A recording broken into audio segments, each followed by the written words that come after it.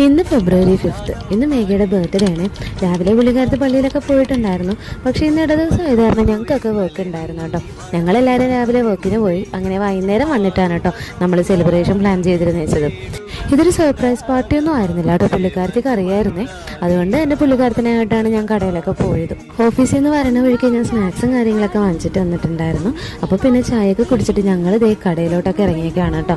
Already 2 കടയിൽ നമ്മൾ list കൊടുത്തിട്ടുണ്ട്. എന്നിട്ടാണ് നമ്മൾ കേക്ക് വാങ്ങിക്കാനായിട്ട് വന്നത്. നമ്മൾ പിന്നെ ബേക്കറിയിലൊക്കെ ഒന്ന് കയറണമായിരുന്നു കേട്ടോ.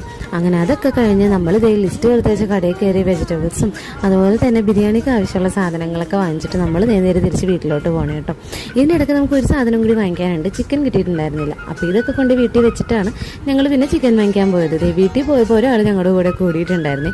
നേരത്തെ 2 പേരും വീട്ടിലാക്കിയിട്ടാണ് കേട്ടോ ഞങ്ങൾ പോയത്, കാരണം കുറച്ച് നടക്കാനുണ്ടായിരുന്നു.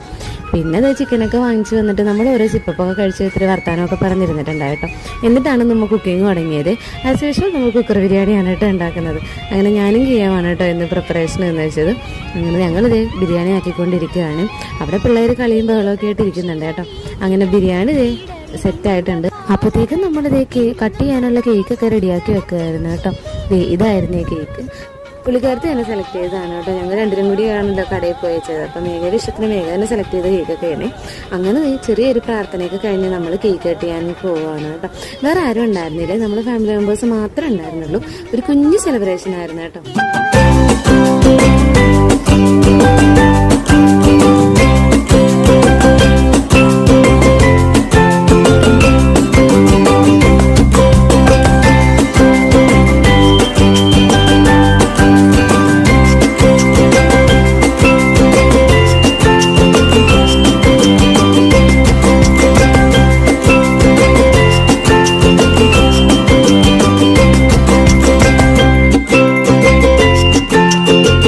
അങ്ങനെ കേക്ക് കട്ടിങ്ങൊക്കെ കഴിഞ്ഞ് ഞങ്ങൾ നേരെ ഫുഡ് കഴിക്കാനിരുന്നേ. അങ്ങനെ ഫുഡൊക്കെ കഴിച്ച് ഓരോ പെപ്സി വാങ്ങിക്കാനായിട്ട് ഞാനും മേയും കൂടി പോയിട്ടുണ്ടായിരുന്നു കേട്ടോ.